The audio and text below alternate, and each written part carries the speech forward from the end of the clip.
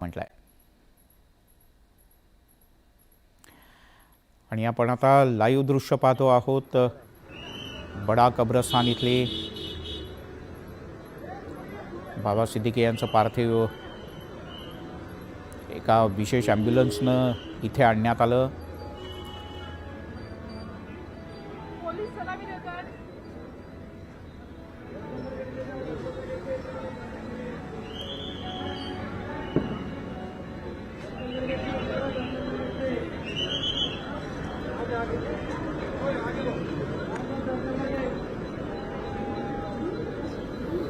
आपण ही दोन्ही दृश्य पाहतो आहोत। जिशान सिद्दीकी त्यांचे कुटुंबीय नातेवाईक इथे दिसत आहेत, तर दुसऱ्या बाजूला बाबा सिद्दीकी यांचं पार्थिव इथे पोहोचलं आहे। सुस्मिता पठाणे आपल्या प्रतिनिधी आपल्यासोबत आहेत। सुस्मिता, सिद्दीकी कुटुंबियांच्या व्यतिरिक्त इथे कोण कोण आता उपस्थित आहेत मान्यवर?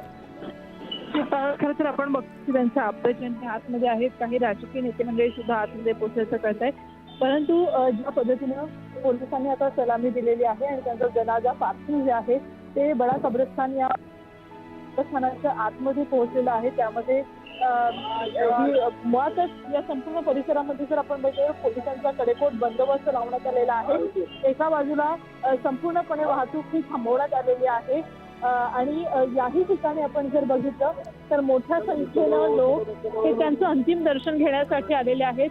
मुळातच बाबा सिद्दीकी यांचं व्यक्तिमत्व हे राजकारणापलीकडचं होतंच आणि म्हणूनच आपण जर बघितलं की काल 9:30 वाजता ही फायरिंग झाली तेव्हापासूनच जशी ही माहिती समोर आली की त्यांना गोळी लागलेली आहे ते लीलावती रुग्णालयात आहे, तर पहिल्यांदा लीलावती रुग्णालयाबाहेर त्यांच्या निवासस्थानाबाहेर आणि आता त्यांचा अंतिम प्रवास हा कब्रस्तानापर्यंतचा पूर्ण झालेला आहे असं आपण म्हणूयात। आणि या ठिकाणी सुद्धा तितक्याच मोठ्या संख्येनं लोक आलेले आहेत। कब्रस्तानाच्या आतमध्ये ज्यावेळेला त्यांचा जनाजा पोहोचला आहे त्यानंतर काही मुस्लिम परंपरेनुसार काही जे फायनल राईट्स असतात, अंतिम संस्कार जे असतात ते केले जातील आणि त्यानंतर नमाज अदा केला जाईल। अंतिम नमाज हा पुन्हा एकदा कब्रस्तानामध्ये अदा केला जातो आणि त्यानंतर त्यांचं जे पार्थिव आहे, त्यांची जी बॉडी आहे तिला दफन केलं जाईल। या ठिकाणी त्यांचे कुटुंबीय असतील, जिशान असतील, यांच्या चेहऱ्यावरती मोठ्या प्रमाणात दुःख हे दिसत होतं आणि अनेक कार्यकर्ते या ठिकाणी आहेत, म्हणूनच बडा कब्रस्तानच्या बाहेर सुद्धा विशेष पोलीस बंदोबस्त तैनात करण्यात आलेला आहे। संपूर्ण परिसरामध्ये पोलिसांचा बंदोबस्त आहे आणि अगदी त्यांच्या बांद्रेतल्या परिसरातील निवासस्थानापासून ते थेट दक्षिण मुंबईतील या कब्रस्तानापर्यंत संपूर्ण पोलिसांनी कडेकोट बंदोबस्त नेमलेला होता। कारण ज्या पद्धतीने ही हत्या घडली लोकांच्या मनामध्ये रोष आहे, त्याचबरोबर आपल्यातील एक चांगला नेता गमावल्याचं दुःख आहे। अनेक कार्यकर्ते या निमित्ताने इथे आलेले आहेत। आतमध्ये बडा कब्रस्तानामध्ये आता त्यांच्या कुटुंबियांच्या उपस्थितीमध्ये, आप्तजनांच्या उपस्थितीमध्ये जे फायनल राईट्स आहेत, अंतिम संस्कार जे आहेत ते केले जातील आणि त्यांची बॉडी जी आहे तिचं दफन केलं जाईल।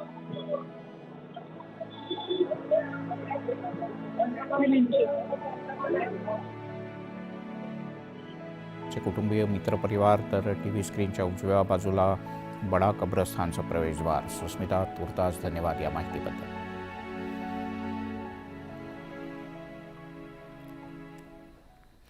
आणि आता पुन्हा एकदा बातम्यांचा वेगवान आढावा। राष्ट्रवादी काँग्रेसचे नेते सचिन कुर्मी हत्या प्रकरणाचा तपास मुंबई गुन्हे शाखेकडे वर्ग करण्यात आला। काही दिवसांपूर्वी भायखळ्यात चाकूनं भोसकून सचिन कुर्मी यांची हत्या करण्यात आली होती। आमदार जितेंद्र आव्हाड यांनाही लॉरेन्स बिश्नोईनं धमकी दिल्याचं कळतं। जितेंद्र आव्हाड यांच्या जीवाला धोका असल्यानं शरदचंद्र पवार पक्षाचे ठाणे जिल्हा उपाध्यक्ष हेमंत वाणी यांनी आव्हाड यांची सुरक्षा वाढवावी अशी मागणी पोलिसांकडे केली आहे। विधानसभा निवडणुकीत ना युत्या ना आघाड्या, मनसे स्वतंत्रपणे महाराष्ट्रातल्या निवडणुकांना सामोरे जाईल। निवडणुकांच्या नंतर मनसे सत्तेतला पक्ष असेल असं मोठं विधान मनसेचे अध्यक्ष राज ठाकरे यांनी केलं आहे।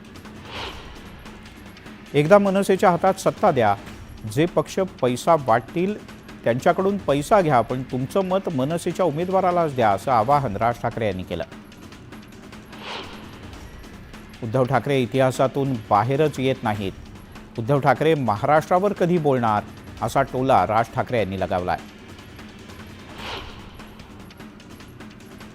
शरद पवार यांनी पक्षफोडीशिवाय दुसरं काय केलं? शरद पवार यांनी आधी काँग्रेस आणि नंतर शिवसेना फोडली अशी टीका राज ठाकरे यांनी केली आहे। महिलांना फुकटचे पैसे का देता? तुमच्याकडे फुकटचे पैसे कुणी मागितले आहेत का? असा रोकडा सवाल राज ठाकरे यांनी केला आहे. पैशांपेक्षा रोजगार दिला पाहिजे असं मतही त्यांनी आग्रहपूर्वक मांडलं. मराठा आरक्षणाची मागणी कोणीच पूर्ण करू शकत नाही हे अगदी शरद पवार यांच्यापासून सगळ्यांना माहिती आहे. फक्त मतांसाठी गाजर दाखवलं जात आहे असा दावा राज ठाकरे यांनी केला आहे. ते कार्यकर्त्यांच्या मेळाव्यात बोलत होते. एकीकडे चीनला विरोध आणि दुसरीकडे सरदार वल्लभभाई पटेल यांचा पुतळा चीनमधूनच बनवून आणला असा टोला राज ठाकरे यांनी लगावला आहे. शिवछत्रपतींच्या पुतळ्यावरून सुद्धा राज ठाकरे यांनी सरकारला खडे बोल सुनावले. बंडखोरीच्या चर्चेवर सुरेश धस यांनी पडदा टाकला आहे. उमेदवारीमध्ये माझं नाव असावं हे साहजिकच आहे, मात्र पक्ष जो निर्णय घेईल तो मला मान्य असेल असं भाजपचे आमदार सुरेश धस यांनी स्पष्ट केलं आहे. गोंदिया विधानसभा मतदारसंघातून भाजपकडून विनोद अग्रवाल हे निवडणुकीच्या मैदानात उतरणार आहेत. दरम्यान गोंदियात कमळ फुलेल असा विश्वास विनोद अग्रवाल यांनी व्यक्त केला. संविधान बदलणार हे खोटं नॅरेटिव्ह काँग्रेसनं पसरवलं. काँग्रेसनं आंबेडकरांना नाकारलं होतं, मात्र आम्ही प्रत्येक जिल्ह्यात संविधान भवन उभारणार आहोत अशा शब्दात केंद्रीय मंत्री आणि भाजपचे नेते किरण रिजिजू यांनी काँग्रेसला फटकारलं. अंबरनाथ विधानसभेच्या जागेवर काँग्रेसचे नेते रोहित साळवे यांनी दावा केला आहे. दरम्यान 15 वर्षांपासून शिवसेनेचा आमदार असल्यानं ठाकरे गटही या जागेसाठी इच्छुक आहे. त्यामुळे महाविकास आघाडीत या जागेवरून वाद होण्याची शक्यता आहे. कालच्या दसरा मेळाव्याला जरांगे यांच्या हस्तकांनी पैसे पुरवलेत. राजकीय उलथापालथ तर सोडा, मनोज जरांगे एकही उमेदवारही उभा करू शकणार नाहीत असा हल्लाबोल प्राध्यापक लक्ष्मण हाके यांनी जरांगे यांच्यावर केला. शिवरायांनी जो न्याय स्वराज्यात दिला तोच न्याय बाबासाहेबांच्या संविधानानं दिला अशी प्रतिक्रिया मनोज जरांगे यांनी दिली. गंगापूरमध्ये डॉक्टर बाबासाहेब आंबेडकर यांच्या पूर्णाकृती पुतळ्याचं लोकार्पण झालं. यावेळी ते बोलत होते. भिवंडीत परतीच्या पावसानं जोरदार हजेरी लावली. मुसळधार पावसामुळे नागरिकांना उष्णतेपासून दिलासा मिळाला, मात्र अचानक आलेल्या पावसानं नागरिकांची मोठी तारांबळ उडाली. 4 दिवसांच्या विश्रांतीनंतर मुरबाड तालुक्यात सर्वत्र जोरदार पाऊस झाला. 4 दिवसांपूर्वी झालेल्या पावसानं सुद्धा तालुक्यातला वीज पुरवठा खंडित झाला होता. दरम्यान आजच्या मुसळधार पावसानं सुद्धा वीज पुरवठा काही काळ खंडित झाला. पाऊस बराच काळ बरसत असल्यानं स्थानिकांमध्ये, प्रामुख्यानं शेतकऱ्यांमध्ये काहीसं चिंतेचं वातावरण आहे. पालघर जिल्ह्यात परतीच्या पावसानं हजेरी लावली. कासा, चारोटी, डहाणू आणि बोईसर या परिसरात झालेल्या पावसामुळे भात पिकांचं मोठं नुकसान झाल्याचा अंदाज आहे. उल्हासनगरमध्ये रस्त्याच्या खोदकामाच्या दरम्यान JCBचा धक्का लागल्यानं गॅसची पाईपलाईन फुटली. दरम्यान महानगर गॅसच्या कर्मचाऱ्यांनी वेळेत दाखल होत गॅसचा हा प्रवाह बंद केला. त्यामुळे मोठा अनर्थ टळला.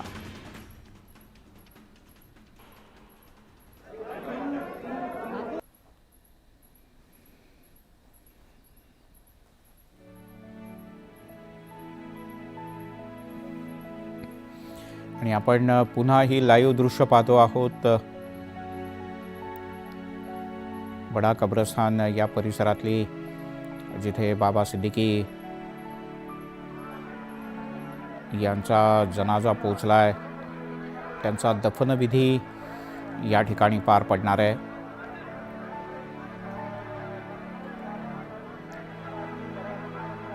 इथे पोलिसांच्या वतीनं पुन्हा एकदा अंतिम सलामी दिली जाईल. यासह मुस्लिम धर्मियांच्या रिवाजानुसार इथे परत एकदा नमाज अदा केली जाते. संबंधित व्यक्तीच्या आत्म्याला सद्गती मिळो, त्याला जन्नत प्राप्त हो अशी प्रार्थना अल्लाकडे केली जाते आणि त्यानंतर हा दफनविधी पूर्ण होत असतो. हे आपण दृश्य पाहतो आहोत. बडा कब्रस्तान या परिसरातली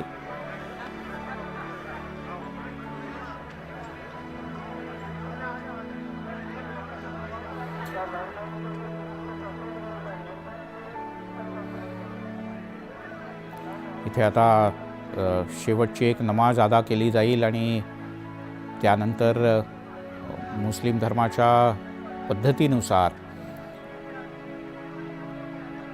बाकीची प्रक्रिया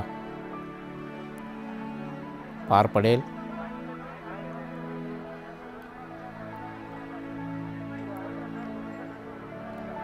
बाबा सिद्दीकी हे काल त्यांचे पुत्र झिशान सिद्दीकी यांच्या कार्यालयाच्या परिसरात आले होते आणि इथे बराच वेळ कार्यालयात बसल्यानंतर ते कोणाला भेटायला म्हणून कार्यालयाच्या बाहेर आले आणि त्याच वेळेला नेमका हल्लेखोरांनी डाव साधला.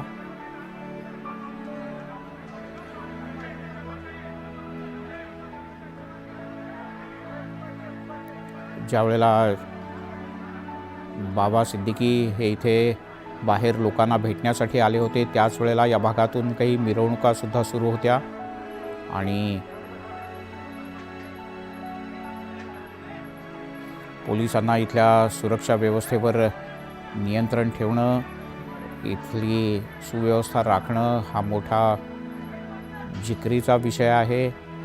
सुस्मिता बधाणे आपल्या प्रतिनिधी आपल्यासोबत जोडल्या गेलेत. पुन्हा एकदा सुस्मिता, इथे बरोबर आलेल्या लोकांची मोठी गर्दी आहे. पोलिसांना या गर्दीवर नियंत्रण ठेवायला मोठी मेहनत करावी लागते.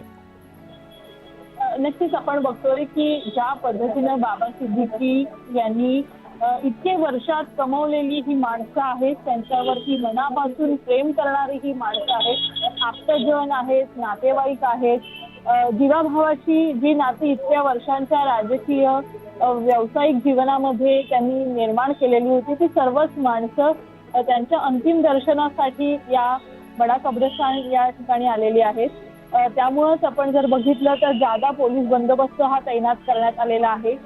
पोलिसांकडनं या संपूर्ण परिसरामध्ये वाहतुकीचं नियंत्रण करत असताना टप्प्याटप्प्यानं गाड्या सोडल्या जात आहेत. त्याचबरोबर या संपूर्ण कब्रस्तान बाहेर सुद्धा मोठ्या प्रमाणात पोलीस बंदोबस्त आहे.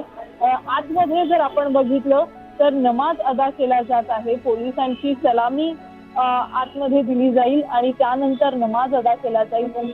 जे मुस्लिम धर्मगुरू आहेत, मौलाना आहेत, हे आपल्याला दृश्यांमध्ये पाहायला मिळत आहेत. त्यांच्या उपस्थितीमध्ये नमाज अदा केला जाईल आणि त्यानंतर आपण बघतोय की बाबा सिद्दीकी यांच्या कबरीला फुलं अर्पण केली जातील. त्या सर्व प्रक्रियेमध्ये ज्या पद्धतीची त्यांची वर्षानुवर्षांची परंपरा आहे मुस्लिम समुदायाची, त्या पद्धतीनं आतमध्ये सर्व फायनल राईट्स जे आहेत ते सुरू असल्याचं आपल्याला पाहायला मिळतंय.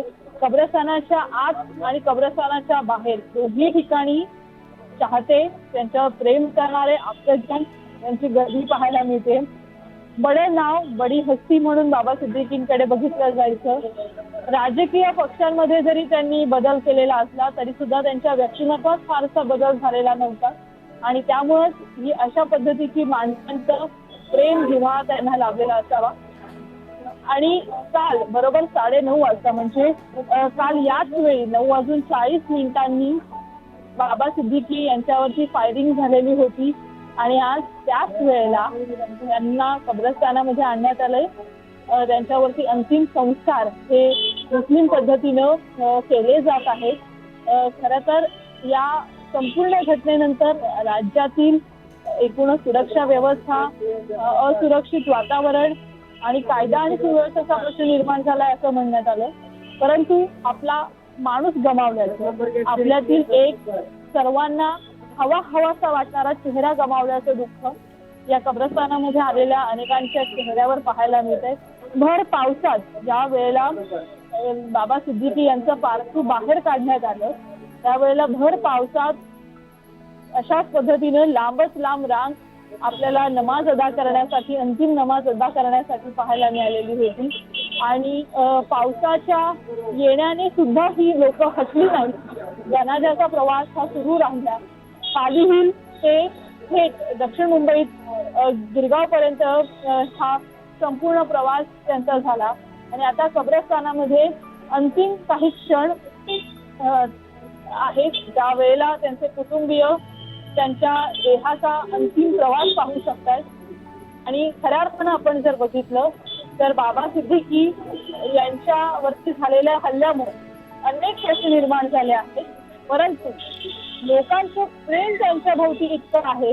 सुस्मिता, मी तुला थोडंसं थांबवतो. राष्ट्रवादी काँग्रेसचे नेते, काही मान्यवर, अन्य काही राजकीय पक्षांचे नेते आपल्याला दिसत आहेत. छगन भुजबळ, अजित पवार, प्रफुल्ल पटेल, छगन भुजबळ यांचे पुत्र आणि यासह अन्यही काही मान्यवर रामदास आठवले आपल्याला दिसत आहेत की केंद्रीय मंत्री रामदास आठवले ते सुद्धा या ठिकाणी उपस्थित आहेत. अजित पवार, सुनील तटकरे या सगळ्या मान्यवरांच्या वतीने सहवेदना व्यक्त करण्यात आली, श्रद्धांजली अर्पण करण्यात आली आणि झिशान सिद्दीकी आणि या सगळ्या कुटुंबियांना आता आधार देत त्यांचं सांत्वन करत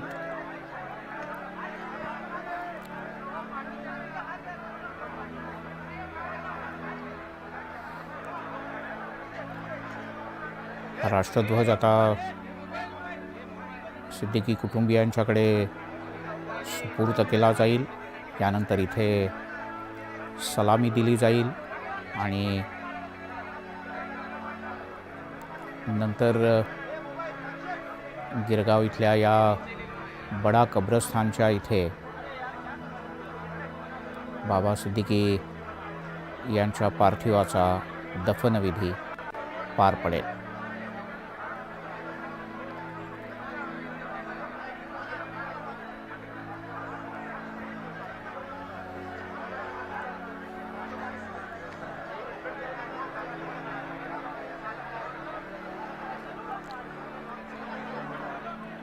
झिशान सिद्दीकी, त्यांची बहीण आणि कुटुंबीय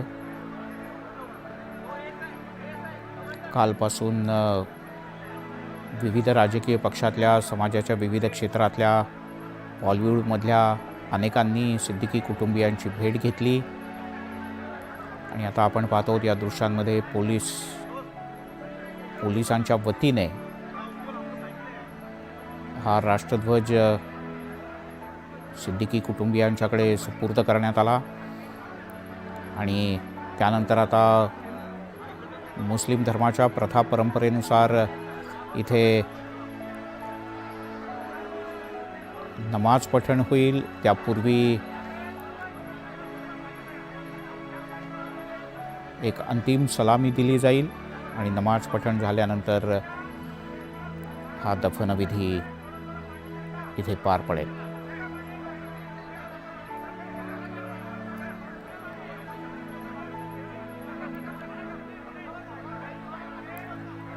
सुष्मिता, माझा आवाज पोहोचतोय?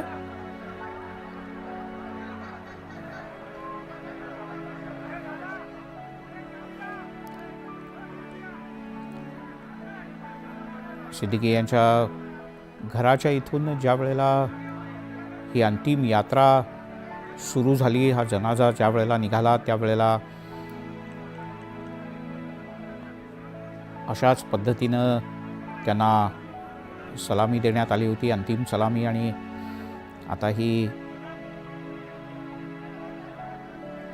राज्यमंत्री राहिलेल्या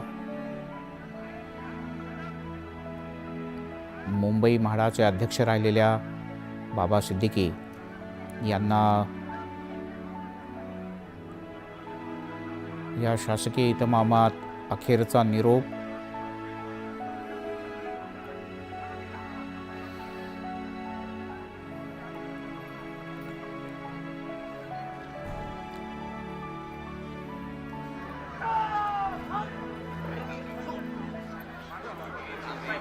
पोलीस दलाच्या वतीनं सलामी शस्त्र करून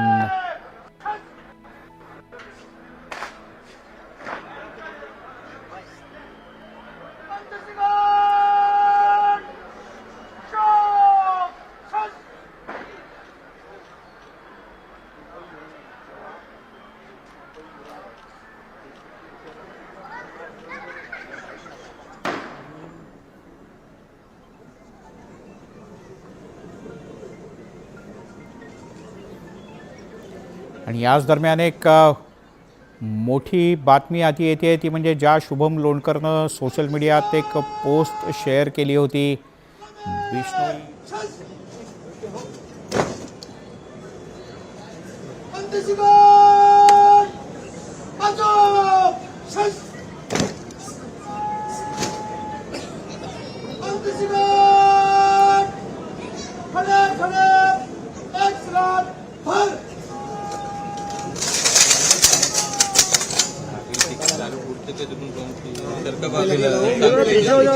भाई पीछे हो जाओ यार, बोल रहे तो।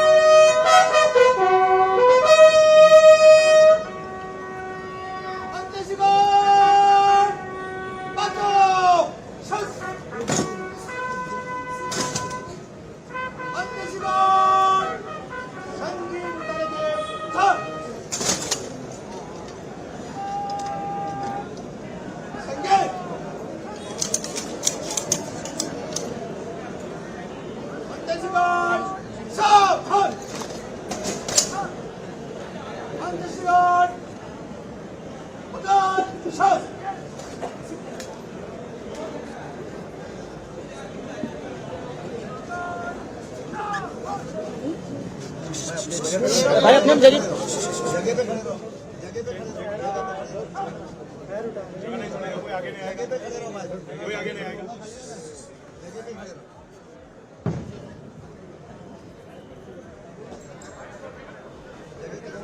बाबा सिद्दीकी यांना मुंबई पोलिसांकडून शेवटची सलामी. शासकीय इतमामात दफनविधी पार पडणार आहे. 3 बुलेट फायर करून मुंबई पोलिसांकडून त्यांना सलामी दिली गेली. उपमुख्यमंत्री अजित पवार आपल्याला दृश्यांमध्ये दिसत आहेत. बडा कब्रस्तान इथं अजित पवार दाखल झालेले आहेत. प्रफुल्ल पटेल आहेत, छगन भुजबळ आहेत. बाबा सिद्दीकी यांचे सुपुत्र झिशान सिद्दीकी हे देखील उपस्थित आहेत.